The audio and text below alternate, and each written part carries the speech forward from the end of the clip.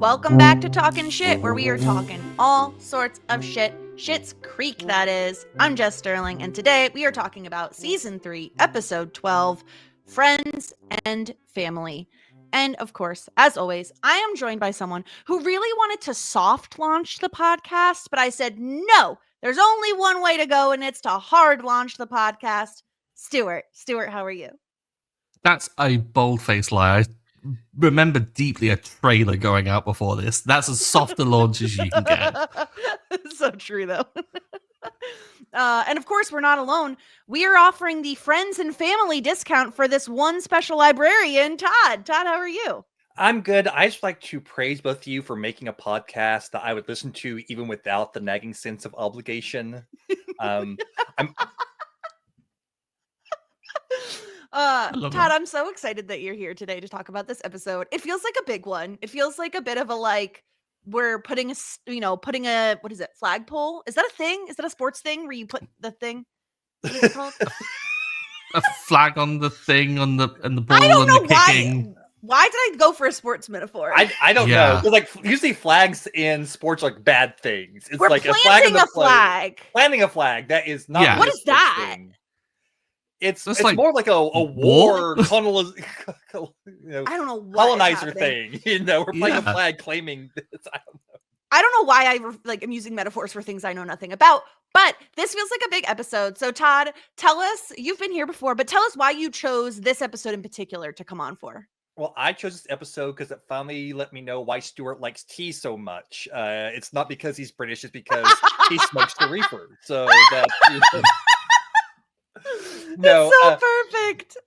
No, the reason I picked this one, so whenever you asked if I want to be on for season 3, I went back through the PSR Discord to look at all the comments I made because I was watching season 3 while I was in the Discord, and I just did a quick search through my season 3 comments to see so which episodes did I like particularly well, and most of those had already been taken, but this is the one I only had one comment, but it was just I love this show. Okay, I guess this is the episode I'm going with, even though I can remember nothing about why I'd made that comment or what it was about this episode in particular that I loved. So yeah, I came in kind of okay, why did I love this show? And they're it's Patrick. It's Patrick largely. It's Ted. It's the picture. It's everything. It's pretty much everything in this episode I really, really enjoy. But I think it really is the Patrick David a partnership. It's one of my favorite things in the show. So and I one episode I wanted to come on really was the first Patrick episode because I just love that introduction. I think he comes out of the gate just a fully fleshed character. Automatically you see him, the way that he interacts with David is just so funny. And just kneeling David almost automatically and David not knowing quite what to do with it. I just love everything about their dynamic. So I think that was a big thing. But also the nagging sense of obligation is one of my favorite lines of the series. I think it's just perfect Moira. Mm-hmm.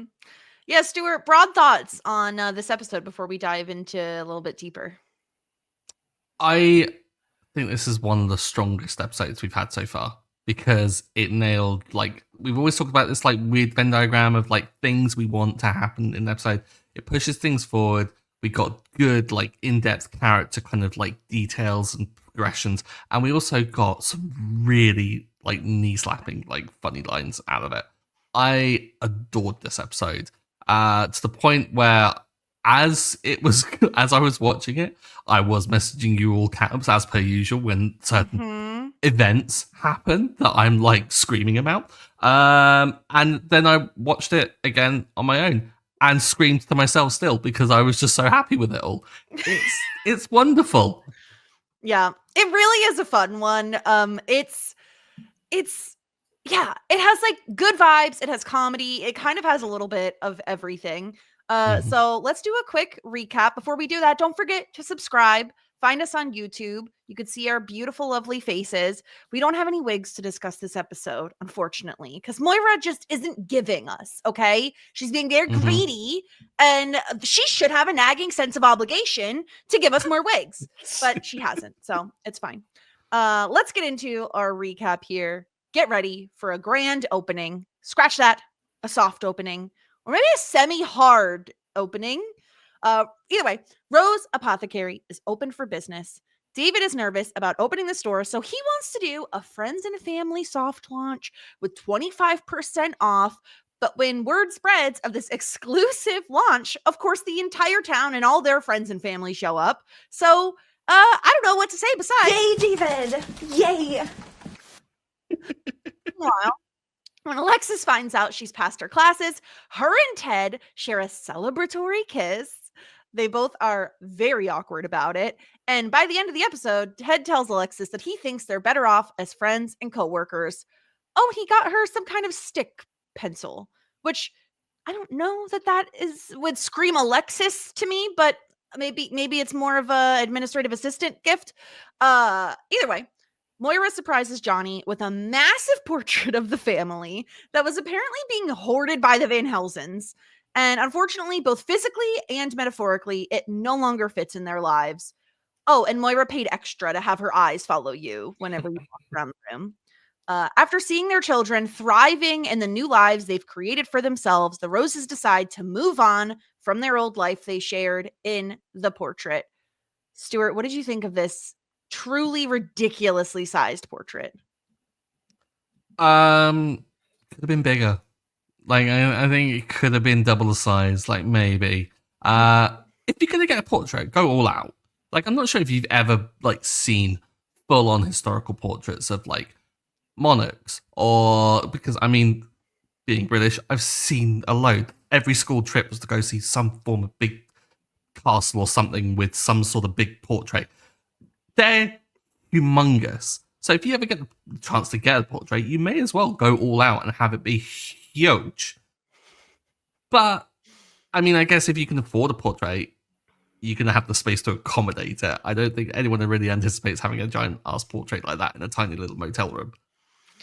I don't even know how they got this thing in there, is the thing. Like, that thing is not fitting through the doorway. Yeah.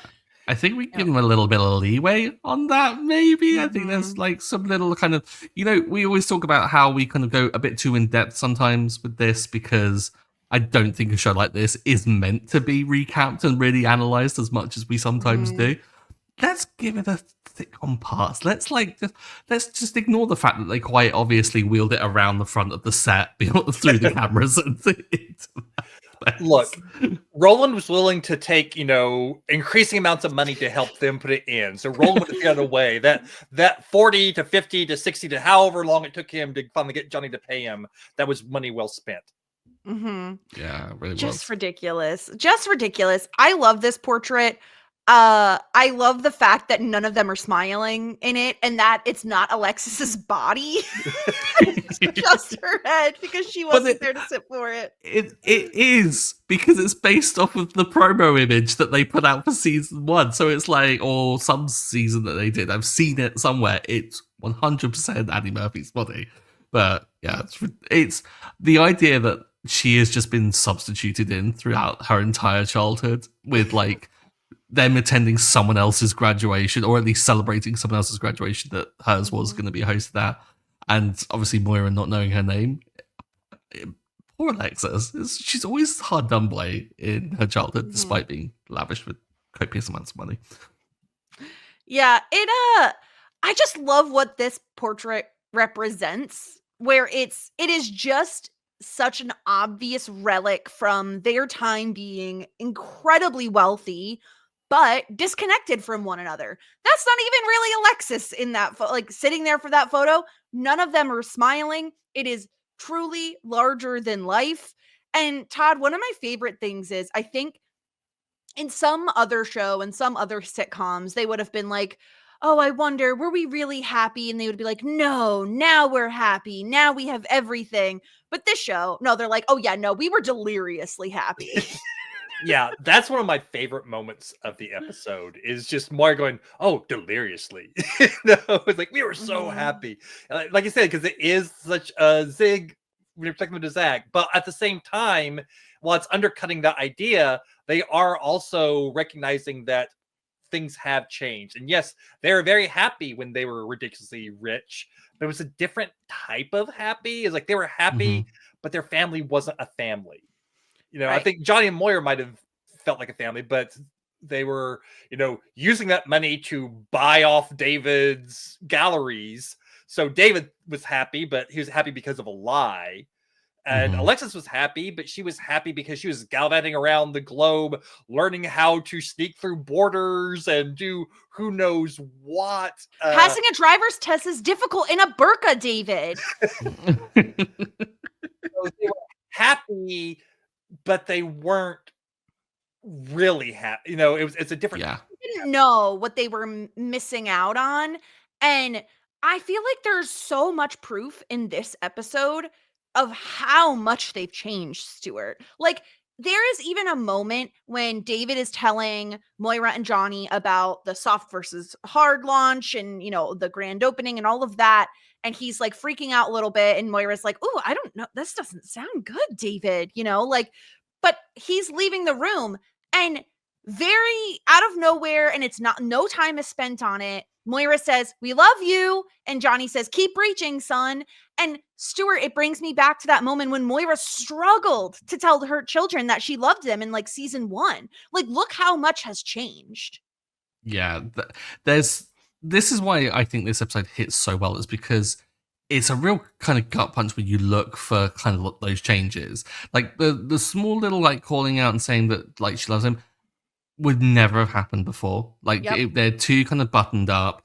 There's also this kind of weird, I like, not camaraderie. What's the word? Like they're on the same level when they talk to each other about like when they talk about the portrait at the beginning, they talk about the Van Housens, and then Moira just makes a quip about don't talk about those like human vultures kind of thing. There was a really kind of, I don't know, it's the vibe I got from that was just this really kind of relaxed, we're just talking naturally to each other. It's not this kind of stifled parent-child relationship where you were distant and stuff like that. It's almost as if they're becoming friends, despite the fact that they are family members, which again is probably like a good nod to the whole like episode title.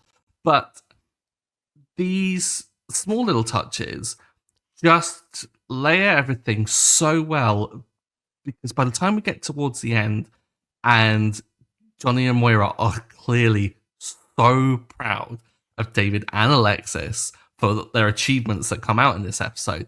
It even warmed my stone cold heart, which is impressive. I was gushing by the end of it. Yeah, it's just lovely to get to see Moira and Johnny both be a little bit astonished at their kids' achievements. Like, they get to Rose Apothecary later on when it's already kind of mobbed with people and David's busy helping someone, and they're just like, wow, like, look at him go. Like, look at what he's accomplished. And Moira, of course, is surprised that that Alexis has passed her classes, but What do you mean surprised? She had nothing but doubts. I mean, no doubts that she could do it. It's just one of those things where I think they're kind of a little gobsmacked, Todd, at like, we weren't expecting this. And now they're just getting hit with like, wow, look at how well our kids are doing. Like, look at how much they're succeeding. And they're doing it by themselves, which I think is like the most important aspect of it, right? Like, yes, they're providing emotional support, but like financially, they're pretty much doing all of this on their own. They both have jobs. They both are paying for their own livelihoods. Yeah, and in fact, whenever Johnny has tried to help, he has like screwed everything up for them. So it's like Johnny trying to interfere has actually caused Alexis, a failing grade nearly, and his advice to David is like no advice at all. So it's Johnny realizing, oh hey, yeah, I can. They're not just kids anymore, not helpless. We kind of made them helpless with the amount of money that we threw at them. And now with them being stripped from all of that and the kids having to finally stand on their own 2 feet, they're thriving. And Johnny and Moira realizing, oh wow, this is what it could have been. This is what it could have been if we hadn't, bought everything for David. If we had faith in him, had faith in Alexis from the beginning. They just didn't have any faith in them. And how much of that stemmed from the kids just being spoiled brats? It's like, what came first situation here, but now they are all like stripped of all of that stuff that got in the way before. And I think the thing that sticks out to me probably the most about the whole picture storyline is that Moira is the one who articulates that it doesn't fit anymore. That Moira is not clinging onto the past, because she was the one. Yeah. She talks to Johnny. Oh, John, I know how you think fondly that time and want to cling to that time, which is why I got the picture for you. But Moira's the one who more often than not has really been clinging to the ideas of the past and what they used to have. So for her to be the one to say the picture doesn't fit, and she doesn't just mean literally, for her to be the one to acknowledge that that part of their life is gone, that they're the same people, but they're not. They have changed. And I think that to me is like the big leap forward in this episode for Moira to be acknowledging and verbalizing this stuff, because Moira, out of all of them, Moira's been the one who's lived in her own little world the most. And I think her not wearing a wig even is like kind of like a good thing in this episode, as she is talking about how they've changed and being more grounded, not focusing on all that stuff.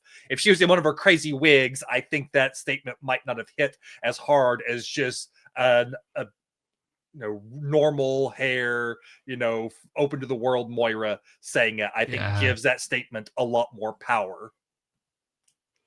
Yeah, seeing Moira not in the wig is a really great point, because it's like wearing an outfit, a costume to things, and it's not her being genuine with anything. And getting a genuine emotion out of Moira that isn't just her having a tantrum is a rarity. Less so as we go along this. I just love it. And to see Moira be the one to impart wisdom is, I think, just really lovely, because it's almost like, I don't know why, I get this weird sense from Moira as if she's this like old sage that's like, she talks gibberish usually, but then she just comes out with these like nuggets now and then of just absolute truth and like good wisdom. I'm wondering if just Moira is magic. I don't know. She's secretly a witch. Yeah, and I totally agree with your sentiment, Todd. And also, if we want like canonically a reason why she's not wearing wigs, there was a lice epidemic. She's getting them all cleaned just in case. That's what we could point at. But yeah, that aspect of this episode is always very heartwarming to me, like getting to see the parents just be able to like bask in the glow of their children's success is just so lovely. And speaking of, let's talk through the store launch, the store opening.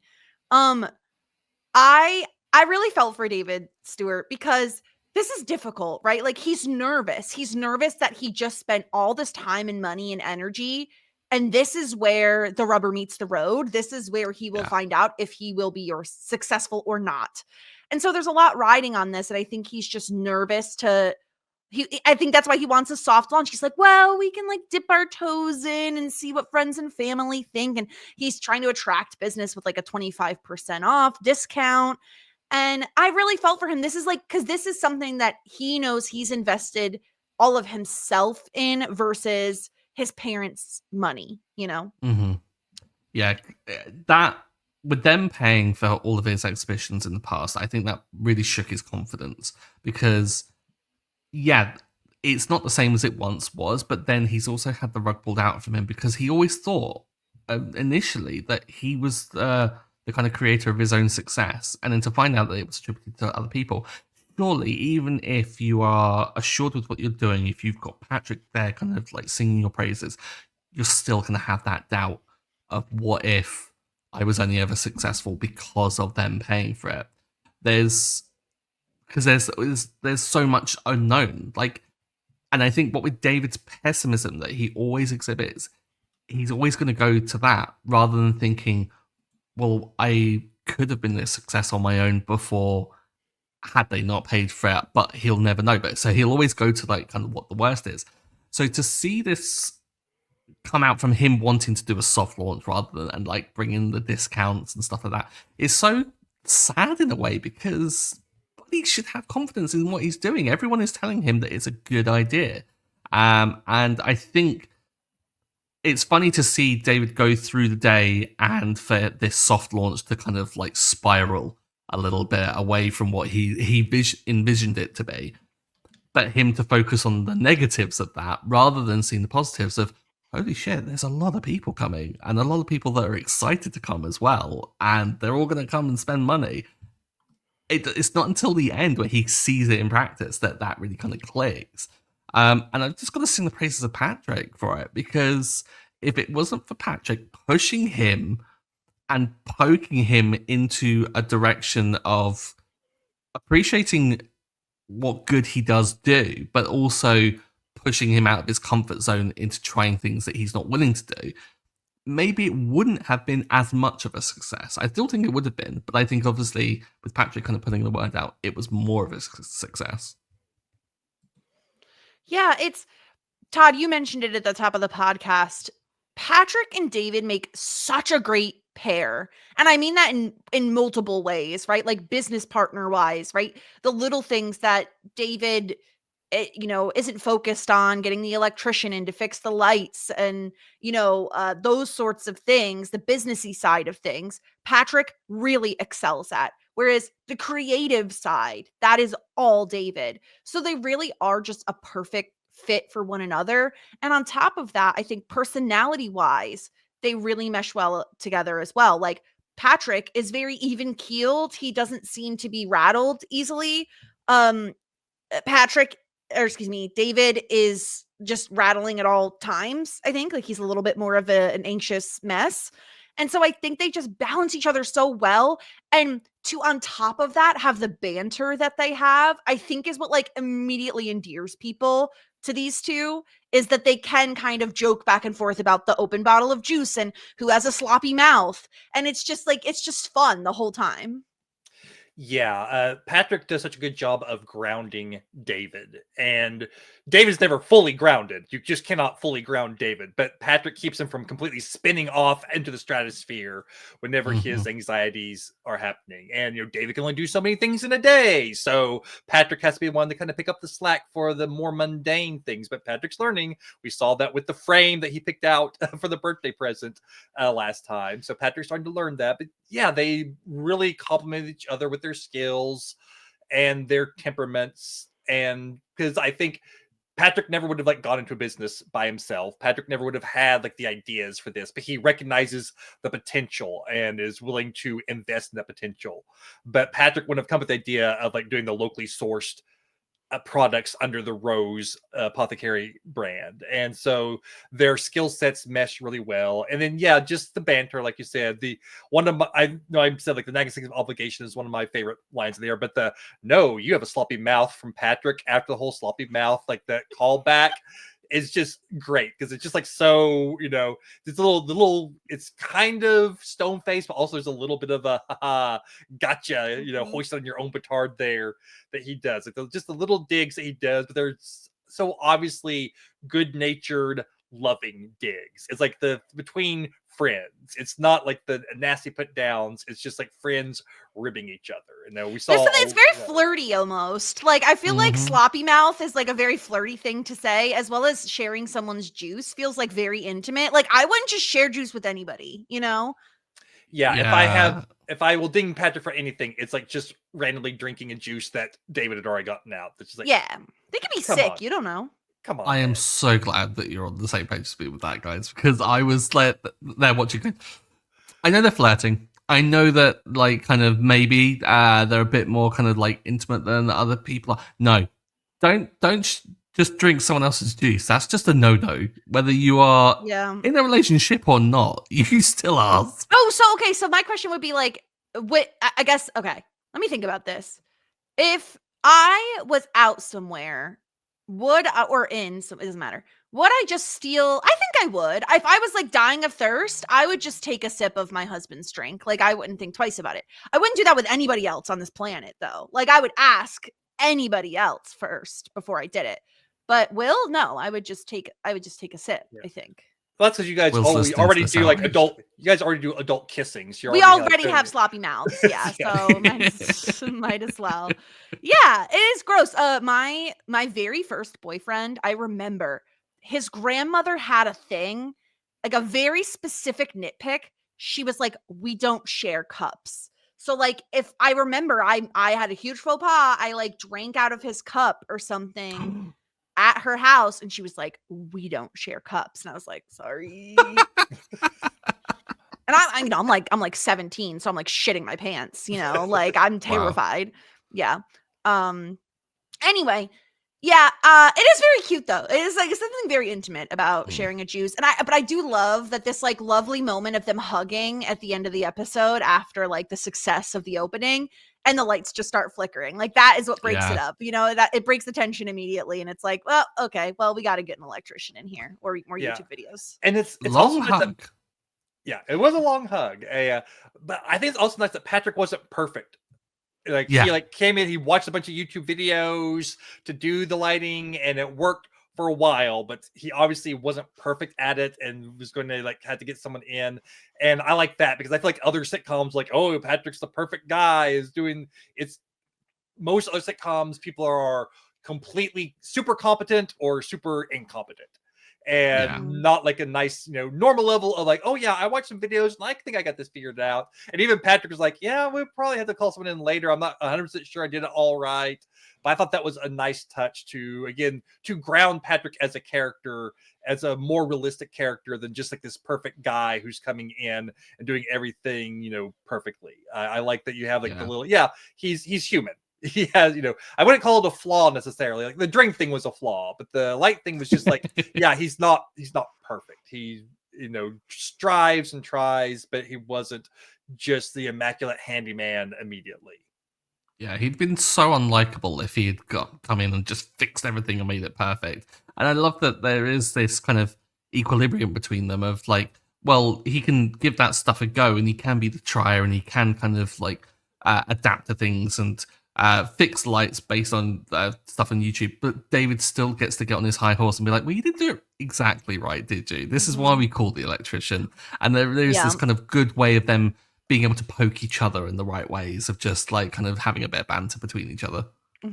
I will say, I don't know, Stuart, if you noticed, but the frame of with the business license in it, it's still that silver frame that Patrick bought. David didn't buy a different one, which I think is notable. Like that David didn't just go out and replace it with like a black frame that would have probably been a bit more of his style. So I do think it's like worth noting that it is there and it is like front and center. Like you see it anytime you're at the register. That's what you're seeing. So I don't know. Kind of nice that he didn't. I think if it was anyone else, I think he would do it. I think he would change up that frame and make an excuse. He'd be like, it doesn't really fit the aesthetic of the store. Like, if it's going to be out on display, then it really should reflect the aesthetic. And the fact that he doesn't, the fact that hug went on a little too long, the fact that they're clearly flirting, it's happening. Well, speaking of things happening, we have to talk about this Alexis and Ted moment. Stuart, you messaged me when this happened, and I knew exactly what you were referring to. When I don't remember why. Was it just, oh my god? I really can't remember what the heck you even said. I'm trying to scroll back to see if I can find it because it was just it was as typically an all caps message. Yeah. Yeah. So tell me your thoughts on this moment, Stuart. Oh, here we go. It was Jessica and in all caps, then Jessica in all caps even bigger, and then a gif of some woman with a megaphone yelling Jessica, and you said, I'm 5 minutes into the episode, something has happened. So there you go, that was your reaction. Yeah, I was quite excited. I don't know, because we've been talking about this for ages, and it happened. Like, it was so natural. They just went, kissed, and it was suitably awkward immediately after. I love how Alexis was like so rocked by it almost that she was like fumbling with the phone, pretending to dial. And the moment he would left, she kind of hung it back up and then was like, oh, like. Incredible so like good. Physical acting by Annie Murphy. Like truly incredible, especially because, to your point, Stuart, I feel like Alexis doesn't get rocked by social situations very often. You know, she's usually pretty composed when it comes to social, navigating social stuff. And so for her to be like that, just completely knocked back by a kiss, is pretty interesting. It is, because like she's the one that tells everyone. It's like, don't care what others think about you, nobody kind of thing. cares. So she's the one that goes there, but she clearly cares what Ted thinks. But Ted's just being a responsible, stupid, annoying boss. Who's being like, oh no, we can't do this. Ugh. Stop being boring, Ted. He's not a walking HR violation. We love that. I mean, honestly, fair. for a TV show, that is kind of exciting to have a boss who actually respects those boundaries. Yeah. Yeah. Considering Todd is on a podcast that routinely has to talk about a teacher-student inappropriate relationship, this is nice to see. Yeah. You can like list almost every other show has at least one relationship where you're just like, yeah, no, the power dynamic there is way off. Some of these shows that are great, but like, yeah, I don't love that the boss and his employee are dating. That's just not great. So to have Ted be like, yeah, no, we probably should, not do this is, good on Ted. Yeah. Yeah, and I like that. It happens as a result of Alexis finding out she passed her classes, which is so lovely. And the funniest part to me is, again, I don't know if things are different in Canada. They must be, because the passing grades for Canada, I assume, is maybe like 50%. Here in America, most of the time, I don't know every state, but most of the time it's like 65% is what you need to pass. And she got under 65, but still managed to pass, which I appreciate, Todd, that she didn't get like 90s or 100s or anything. It was like, no, she got like the bare minimum and she squeaked on by and she's done. Yeah, but she did do better than the class average, which I also liked, that she was like just barely, just like 2 points up, 2 or 3 points above each of those numbers, but she still wasn't, below average or at average. She like did a little bit better, but it's also, not a brainiac, but she still did what was needed and a little bit more, just barely. But I did like that, and the excitement of like I was above average and I passed is like just really, really sweet. Mm-hmm. Yeah, we talk about the quality of this show compared to other sitcoms, and like we said it earlier, and I'll say it again. It's the classy choices they make with these little things, because I think a lesser one would have had her completely ace it or fail it, and it would be this kind of like real she like scraped by or some extreme. But to have her just be just a smidge better than most in the class shows that not only did she take it seriously, but it's realistic. Jocelyn clearly hasn't like given her a pass or anything like that. Like Jocelyn, when she was even marking it before, when she had the rewrite of the essay that Johnny like edited, she got a C- on her own back for it, or is it a B-? I can't remember. It was something minus, I'm sure, and but it wasn't perfect. And it's these classy choices of just having things grounded in a slight realism, but spinning them a little bit positively, which makes it just all the more believable and all the more so that you want to root for them. But to see her pass as well, like, yeah, did it. It's so exciting, and you could tell like she's excited. Obviously, it's like kind of like leads to their kiss, and I love the interaction between Ted and Alexis and Moira and Johnny at Rose Apothecary when Ted's like, "Oh, did you tell them?" And she's like, "Oh, Ted and I had this like kind of awkward." He's like, "No, about you passing your classes."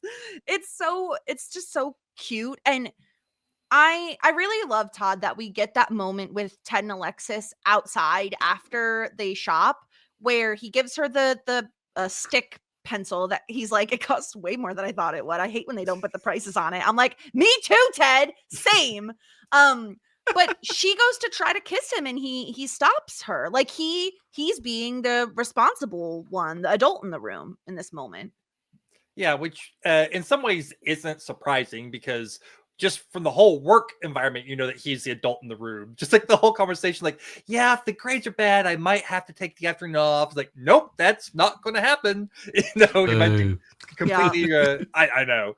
But still, like, he is being the adult in the room, which is like something you come to expect from Ted. But also, he's the one who like proposed to her after a very short period of dating and went like overboard with the romantic stuff.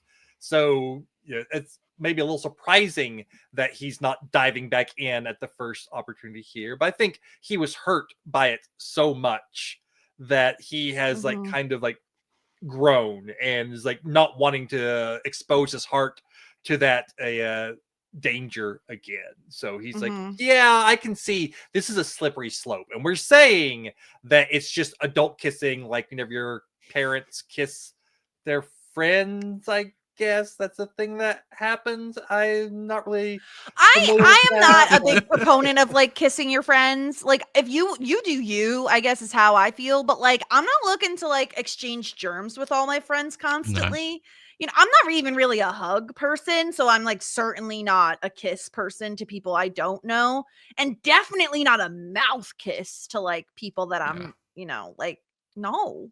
I feel like there's a level to it. Like there's hugging, juice sharing, kissing on the mouth. Like you've got to graduate up those tiers before you even like come to any of that stuff. Yeah. But yeah, the Ted and Alexa stuff was really sweet and just adorable. Stuart, being that this is the penultimate episode of the season, we only have one episode left. Like where do you predict this going? She's gotta go to college, right? Or some sort of like after. I think she'll get the education bug. And I think that this will be a boot up the bum for her to quit so that she can not only pursue things for Ted, but I think also like just get more education. Like I can see Alexis perhaps studying a bit more, maybe. At least I hope. I don't know. Okay. And giving a good excuse for like, oh, now I'm no longer employed by you, Ted. Oh. And then for Ted to then maybe, I don't know, turn her down a little bit more and then be like, and then she has to do a bit of chasing for him. And then the equilibrium between them is level and then they can get together and it'll be sweet. I don't know. I want to see that happen. Okay. I do need to bring up one more, just a tiny plot point before we get into some feedback here. We got like a half Bob jog this episode. Wasn't full-blown Bob jog. Like it's a blink and you miss it. Like he barely did it, but I had to just, you know, and the whole thing with him and Gwen and David being like, who's Gwen? And then good one, David. Yeah.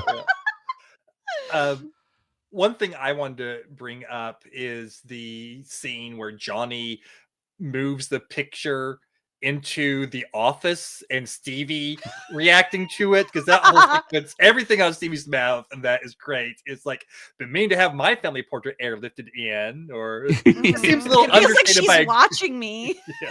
It seems a little extra for a great haul, you know, just everything. But also, Johnny, you've completely blocked the service desk. There's no way people can do their job with the painting right there. Really, what they should have done is just turned it around and used it as like a screen for an outdoor drive-in.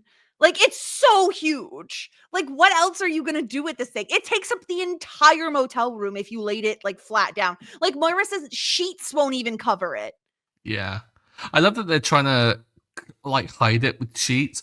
Just turn it around, maybe. Like, why too much effort to turn it around. I don't know. Maybe it can cover up those ugly bricks that are in the rooms, because I look at them every time and I'm like, they're stacked. They're not even like proper bricks. Like, you know how you meant to like alternate them. It gives me anxiety. I'm like, that's bad bricklaying. Call a mason. Anything else either of you want to talk about before we get into the feedback? I want to ask about the twig pencil thing. It just feels like something you would buy at these like kitschy little small shops, but like, does anybody actually use? Like, that looks uncomfortable to write with. It would be awkward to try to like store it. I just don't understand the purpose of this, and it doesn't feel like it fits Alexis at all. Yeah, Alexis said it looks a little delicate. I'm like, I don't think delicate's the word I would use for that. Like, cumbersome. Cumbersome is the word I would use for it. Yeah. It's safety, but it is awkward. Difficult, unwieldy, just all the bad like descriptors. We've got a thing called National Trust over here, which is like an entity that kind of looks over like historical buildings and like national park kind of type things, and they always have gift shops. That would be in one of those gift shops. I don't see what it's doing in an apothecary that is selling body butter or body milk, and all these kind of what seem to be, I don't know quite, I guess, because I mean it's not I mean, they're necessarily also just, selling the tea. So well, that is true, yeah. which I love. Was it Roland who says like, "Oh, I loved tea in high school" or something like that? I started drinking tea in high school. Yeah. So funny. But it's also selling like scarves and things like that. It's so I think it's just like local people make stuff and David sells it. So this is like some local housewife has decided to do this arts and crafty thing and is giving it to David to sell. And David's gone, okay, we'll take this little arts and crafty thing and we'll just like upsell the hell out of it so that, Oh, it's just Etsy. Yeah, basically. It's Etsy the store. The Etsy, the brick and mortar store is kind of what we're going for here. Yep. I also just want to mention the physical comedy of Alexis and her hanging up the phone, but also there's after they have the conversation about the kiss, and she's like, all right, got to go back to work, echoing what he said earlier, and she's backing out and then backs into, she has her little like T-Rex arms up and she's doing the backing out the entire time. Cracks me up. Just some great physical comedy from Annie Murphy. It's really perfect. Like Annie Murphy is doing work this episode. Like it's incredible. All right, let's get into some feedback here. We heard from Trish who says it's so pleasing to see David's store doing so well. It seems that there's a market for his curated high-end products after all. He didn't need to be so worried, but I think it was cute that he was. Which I think it just shows like he has an investment in this doing well, the store performing well. Completely. I mean, he's taking it seriously as well, which is great. Yeah. And I can see why he'd be worried because he's trying to sell high-end stuff in Schitt's Creek. So there is kind of that idea like maybe this is too much for this small town. But I think the fact that it is like products maybe people from the community or from the area, lends it a little bit more of this might be a frou-frou stick pin, but Gladys down the road made this frou-frou stick pin. And so, we're going to support local business type thing to kind of push past like the artsiness of it all. Mm-hmm. Yeah. We also got an email from Sophie, who says, "Dear Jess and Stuart, love you guys in the podcast and all that. Which is very foreboding. I had to write in because I'm deeply upset by all the Johnny slander. Stuart is such a meanie. I love Johnny. Sure, he's a bumbling idiot most of the time, but he has no malice and doesn't deserve all of Stuart's disdain. Although the way Stuart feels about Johnny, you could say is the way I feel about Moira. So I guess turnabout is fair play. At least we're all in agreement that Alexis is the best, is a queen, and deserves all our praise." Yes. A lot of times after listening to the podcast, I find myself continuing with the show and binging it. And lately, I find myself giving out simply the best and disgruntled pelican points. Yeah. And I'm also wondering how you guys, but mainly Stuart, will be dishing out points, telling myself there's no way Stuart can give Johnny disgruntled pelican points. And yet he does. Yeah. Buckle in. Yeah, the challenge accepted. Oh gosh. And yet he does. Sad face, mind you. I rarely give Johnny simply the best points, but let's face it, at this point in the show for me, I have to find a way not to give them to Alexis. I'm like, she said something nice. Points for Alexis. On the other hand, I have to find a way to not give them to Roland. He's my de facto disgruntled pelican. I have a personal vendetta against Roland as he's the reason why many friends and family haven't been able to get into the show and past season 1. And that offends and saddens me. They just can't get past how disgusting and offensive he is. Which is fair. Like, I mean, I would hold a grudge against Roland for that reason as well. But Sophie has issued you a challenge, Stuart. You called Johnny's act of giving Moira the rose garden a little selfish. My challenge is for you to name to me a selfless good deed, friend style. Remember Joey's premise, there are no selfless good deeds, as at the very least, you feel good about yourself after doing something nice. And that's why Phoebe being a surrogate for her brother couldn't be considered entirely selfless. So yes, Stuart, can you name a selfless good deed? Sophie's going about getting disgruntled pelican with this email.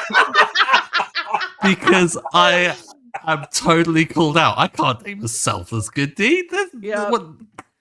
Totally right. Yeah, we are a little bit. I say we. I'm a little bit harsh on Johnny. I haven't done anything. I get roasted on a different podcast for being mean about someone. I'm not taking it on this one. I'm nice to everyone on this podcast. What I will say is, there's always scope for me to be meaner, and I will. I'll say, yeah, I would not have said that Stuart was being mean to Johnny in any of the disgruntled pelican stuff, personally. But he's harsh. He's a little harsh to Johnny. Maybe a little harsh, but yeah. But also, I guess I tend to agree with Stuart on the Johnny take, so maybe I'm not the right person to be impartial here, because I would say a lot of. So I have a very low tolerance for cringe humor at times, and Johnny stuff like. Last episode, everything with him with the couple in the hotel room, I was if that got on any longer, I would have lost it, because it was just so painful to sit through. And I think a lot of Johnny's stuff hits that mark, and so that's why I'm more prone to give Johnny my own disgruntled pelican points, because he does lean to that cringe stuff, and he means well, but he fumbles it, and so the show, lot, right? He fumbles a lot, and I think that's the tricky thing. And I think one thing with the disgruntled pelicans, we don't always have Roland in every episode, so sometimes it's not always obvious who it should be. And in fact, in this episode, I'll argue like it's very difficult to come up with a character who has earned a negative point, because that's essentially what these are. Is disgruntled pelican point, you're getting a minus from whatever your score is, and so sometimes it's hard, and Johnny ends up falling into that category because maybe he's the one who fumbled a bit. But actually, speaking of feedback about Johnny, my husband commented on our YouTube channel last week and said justice for Johnny. And I knew he would be upset because he loves Johnny. So there are Johnny people out there, like there really are. And I think like Johnny is the kind of character who's never going to be my favorite. And I don't mean that as like a slight against Johnny.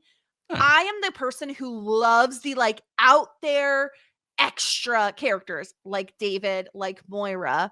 Johnny is your like steady Eddie. And I think that's why people like my husband and maybe Sophie like him, is he is that kind of reliable dad character. And it also probably is helped by he's played by Eugene Levy. Like not everyone could be as charming as Eugene Levy is in this role.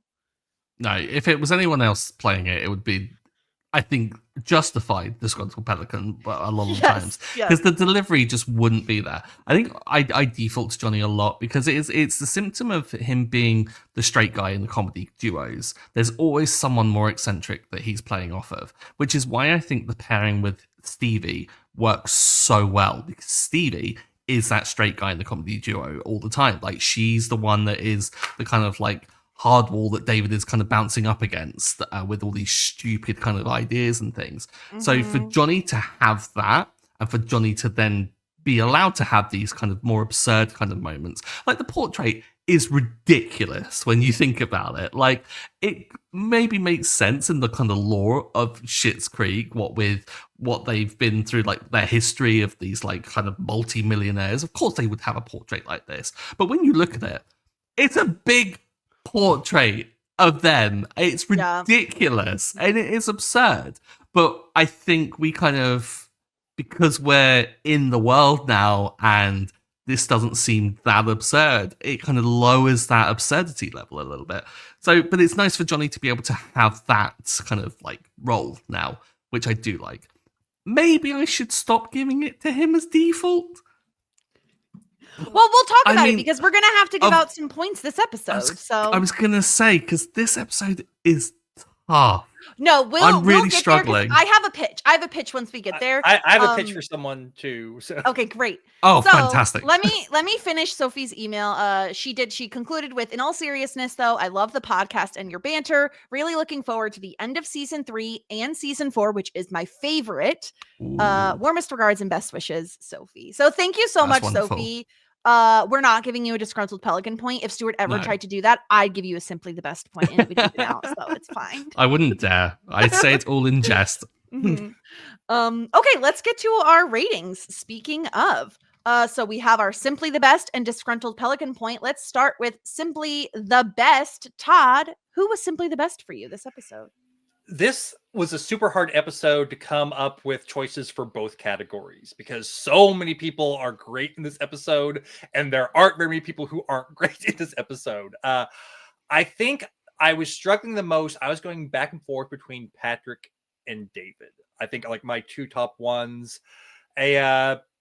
Patrick is, I love Patrick as a character, and I think this episode shows, why he's such a great character, but he's just not in it a ton, and a lot of it is just David. And I think just for David, yeah, he was spiraling a little bit, but he pulled through and he stuck to his guns about what he wanted, and in the end, he could see the positive of like the rush, and just David getting a win, I think earns him my Simply the Best point for this episode. Yeah, I think that's a great point. Stuart, what about you? Two really good contenders there. I mean, of course, Alexis did say some positive things, so of course she's in the running because she is queen, as discussed. But no, I kind of look at it to Moira. I kind of I look at the fact that she gave Johnny a very sweet gift at the beginning. Like she'd almost like she almost gave up she became quite humble in accepting the portrait and having to deal with those human vultures to kind of get it and to give it to Johnny, recognizing that he would probably appreciate it despite it being massive, despite it being ridiculous. And then at the end, when Johnny tries to come up with a solution where just gives some good wisdom and truth. So I want to give it to Moira for that. I think that she had a good episode. Okay, one for Moira and one for David. Yeah, I agree. Like there's so many contenders that it's difficult. For me, I was battling between David and Alexis. I think David is hard. He's launching his store, something that he has put so much time and energy and heart and money into, and it is terrifying for him because of the false assumption that he had that his art gallery was doing well back in New York, and it turns out his parents were like funding the entire thing under, without him knowing. And so that's a lot for David to have to go through, and he obviously is very successful this episode. And Alexis, like, she did graduate, and that is like no small feat, especially that many years removed from high school. She put in hard work while working a full-time job. Like, there's a lot going on with Alexis. I also, like, part of me is like, do I give it to Alexis also in part because Annie Murphy just has like the best physical comedy this episode. She cracks me up. I also love her little braid that she has when she goes shopping with Ted at Rose Apothecary. I really struggled with who to give this point to. Ultimately, I think I am going to give it to David, but it's marginally, I think they both could potentially be in the running there, but ultimately I think like the success David has with the store, especially knowing his history with the art gallery, it tipped it in his favor. So I am going to give David my point. I want to jump in just before we go on to the Disgruntled Pelican. That's a really great point about the whole risk element with David's thing as well, because that money from the Blast Barn, that's not money that he's likely to get again. And that was really kind of fluky money that he came into. I well earned from what he did, but it was a very fluky situation to get into.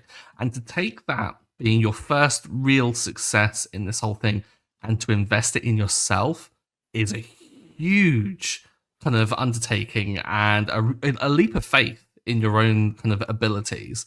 I just want to shout that out a bit because I think that's a really good point to make. Okay. Todd, I want to hear from you. What is your pitch on the Disgruntled Pelican for this week? Because it's a tough one. Yeah. Well, Johnny blocked off the hotel desk. No, I'm joking. How dare you? No, he did. Yeah. So, like I said, it's really difficult because even characters like Roland, I have a hard time even doing with Roland because I don't think Roland did anything super egregious in this episode. No, him and the tea. I started drinking tea in Yeah. high school. Freaking killed me. It's Yeah, so and funny. And him, I love the joke of at the beginning whenever Johnny's trying to get David to help him, and Roland's going, "I'll help you for $20," and then just going up each time, and just like I can keep going up, like being very aware of what he's doing, and not just a clueless Roland. I think that Roland's really funny in this episode. The only thing that I can maybe give him for is like whenever like, "Who's that lady in the back?" That's Moira. Flattering, but still, it was funny, so I can't really give him it for that. The only person in this episode that I feel really deserves a Scroll Pelican is the person in line for the store who curses David out. Darlene's cousin. Yeah.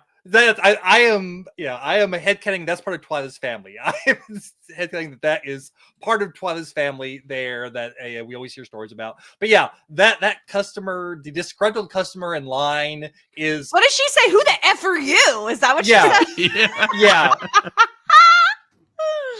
I love it. But yeah, really, so I have a hard time for anyone Well, else. let me give you my pitch because actually mine was different. I did think of that, Todd. I did think about the lady who cusses out David in line. My other option was the Van Helsings for stealing the Rose family portrait. Why? Like Moira calls them vultures, but like, why would you want a massive portrait of someone else's family? It makes no sense, and it's such a weird thing to steal. I think I'd be more in line with that if we'd actually gotten to see them in the episode. That's the problem that I had too. Yeah. Because we hear about the Van Helsens, the human vultures, but we don't get to see them. If we got to see them, then I would be probably on board with giving the human Maybe we vultures. just need to give a disgruntled pelican point to all of Twyla's family because they kind of all sound terrible. Every last one of them. What about you, Stuart? Where were you thinking of going with this? I really I've gone through everyone that is in this episode and even everyone that's referenced in this episode because I was like, I think you can earn it by being off screen. I'm going to rule that for myself now to give us a little leeway as these characters get more and more lovable as we go along. I'm going to ruffle some feathers here. I'm giving it to Bob. For two reasons. A half jog. Exactly. Half jog. Only a half exactly. jog. Not a full Bob jog. Don't have the full redeeming quality of Bob here. We only have half of it. How dare But you? really, Because I'm him and giving Gwen it- both want their own +1. yes. Like, I knew it. hell I am I knew gonna someone invite? was going to say that. I knew it. I was trying to deflect off of him with the Van Helsens to be like, no one could possibly give it to Bob for him. But I think then Twyla's, what is it, her stepfather or something wants to bring his like secretary or something Okay. ridiculous. Twyla is a friend. So that's somewhat acceptable in my book. Bob is just Bob. Like, what is... Who is Bob to is, like, David? Almost Johnny's business partner. He rented out Almost. space to Johnny Yeah. in his garage. And then He is subsequently gave it Johnny's away to a friend. kid. Yeah. He's Johnny's friend. He invites him to his poker nights. It's like a family friend. I love Bob. I can't. I won't. I refuse. don't. No. Okay, so let's lock things in. We've had enough discussion about this. It is a difficult episode to want to dock anybody points. Todd, where are you landing? Who's getting your disgruntled pelican point? Yeah, I'm sticking with my whoever's Darlene's cousin. Darlene's cousin. I'm sticking with Darlene's cousin. Great. That was Let's see if she's uncalled for. able to bring her points up. I'm sure we'll see loads of her in Let's the see so future. much of her. Stuart, what about you? Bob. In brackets, and Gwen. I will accept you giving them half points No. if you wish. So upsetting. I'm gonna go with Todd and just do Darlene's cousin because she is way worse. Who the F are you? Like lady. Like this is his store. What are you doing? Yeah. Because it's even Oh, set yeah. up by that point. Like, it's his store. You know? Yeah. Yep. Wow. I can't wait until we get a strongly worded email, Stuart, about all the Bob hate on this podcast because because Jess is writing it and using a fake I will. name, Yeah. but Yeah. A mysterious email shows up. Okay, that's our rating for this episode. It is time, of course, to tier rank the episodes. We have our tier rankings as follows: Hot Shit, Full Bouquet, Love That Journey for me, Ew David, and Shit Out of Luck. Stuart, you said that you thought this was maybe your favorite episode of the season. Where you want to put it? Hot shit. Like straight in, top of the pile. I even think it might even be up there ahead of New Car. I loved it that much. I think it depends on what you're going for, Todd, right? Because New Car, I think, probably has more like full belly laughs. Friends and Family has more heartwarming moments. So like I think it's right what everyone prefers of which of those things you'd prefer. But what do you think, Todd? yeah, I think I'm with Stuart here. I think that's probably where I would place it. I'll admit I do tend to prefer the more jokey episodes, but whenever Schitt's Creek hits the emotional stuff, it's some of the best stuff on TV. You know, Mhm. I am a super sappy person at times. So I also am very cynical when it comes to like my TV watching. But Schitt's Creek is one of the shows that wormed its way inside my heart and just makes me tear up occasionally. And yeah, I think this episode does a really good job of giving all of the Roses a win in one way or another, even if it's just like basking in pride at their children, but something that and realizing a lesson about their own life and moving forward from not clinging on to the past.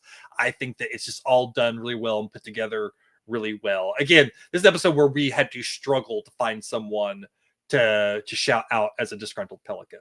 And I think that kind of shows like the strength of the storytelling of the episode and the emotional beats of the episode.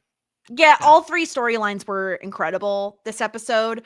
I can't remember, like, obviously I remember the New Car, like Moira and Johnny going to the dealership and that being absolutely hysterical. I don't really recall a lot of the other storylines going on in that episode. And I just think because this has heartwarming bits and really funny bits, I do think it probably belongs at the top of the heap here in Hot Shit. Yeah. So, I mean, but if we did want a reminder for what happened in New Car, I mean, I'm just going to say. Excited beyond compare. Yes, especially with this being our first ever purchase of an automobile. Moby. Oh my God. Or £1,000, love. Oh God. Oh God. 6,000 quid, love. Incredible. No, I think deservedly so. This is going to be at the top of the heap. The question is though, will it stay there? Because coming up on the season 3 finale next week. Stuart, are you ready to hear the title of the season 3 I am finale? indeed. Okay. It is called Grad Night.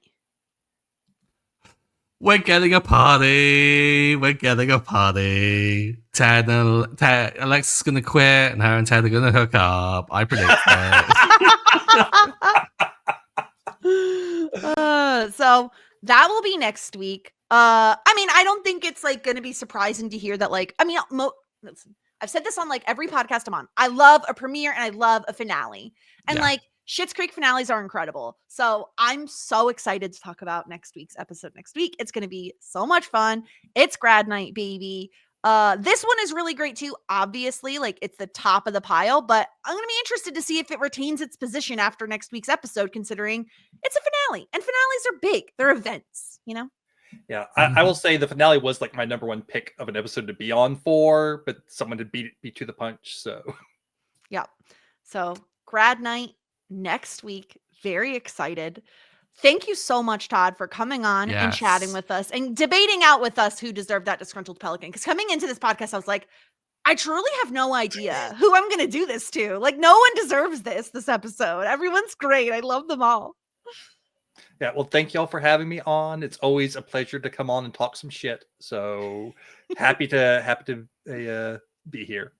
Where else can people find you, Todd? I know you have a ton going on over at Whirlwind Podcasts. Yeah, you can find me over on Whirlwind Podcast and a few different things over on One Indescribable Podcast Adam, Lindy, and I are going through the Apple TV series Schmigadoon, but we're not just watching Schmigadoon. We are also watching the musicals that inspired Schmigadoon. So we'll watch episodes of Schmigadoon and pair it with a musical that was like an inspiration for either a story or songs or both. So far, we've watched Oklahoma, Carousel, Sound of Music, Guys and Dolls, Brigadoon. This next week, we'll be watching The Music Man as we are nearing the end of season 1 of Schmigadoon. So that's been Andy has not, so getting to see where we all fall in these kind of golden age of musicals, which some of them don't necessarily hold up really well, but still have some amazing music in them. That's been fun. We also are doing Previous Little Liars, where I lead Adam, Lindy, and our friend Marissa through the show Pretty Little Liars, but we only watch the previously ons, and I'm the only one who's actually seen Pretty Little Liars, and I just get to sit there and try to keep a straight face as they make some of the most insane predictions about what's happening and why things are happening. Poison glasses is still my favorite theory that Adam had about how a character got blinded, is that they poisoned her glasses somehow. So that's always a lot of chaotic fun. And then I also do a podcast called Tuning In with Tommy, where we talk about cartoons. We're on a little bit of a hiatus right now, but I am dropping parody songs every 2 weeks of old cartoon theme songs in the meantime. And then we'll pick up again in January with a slightly revised format from what we've done in the past. And we'll be having an announcement about that coming soon. Incredible. Stuart, So anything much. else you want to tell people about, or where they can find you? Anything like that? No, nothing going on. Find me on the socials, Stuart Drinks Tea. We're on the Blue Sky. Everyone go on there. It's lovely. It's Yeah. none of the politics and all the dog pictures. It's wonderful.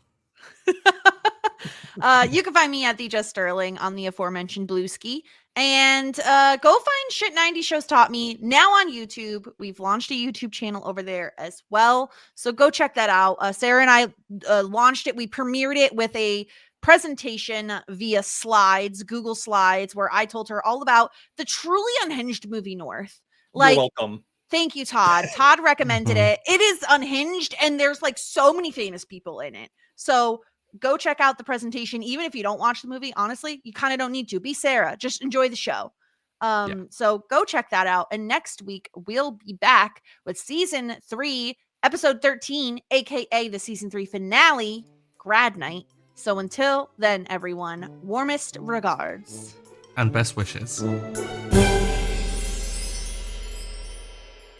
Tweet us on Facebook or leave us a review, and you say, yeah, okay, I think I will.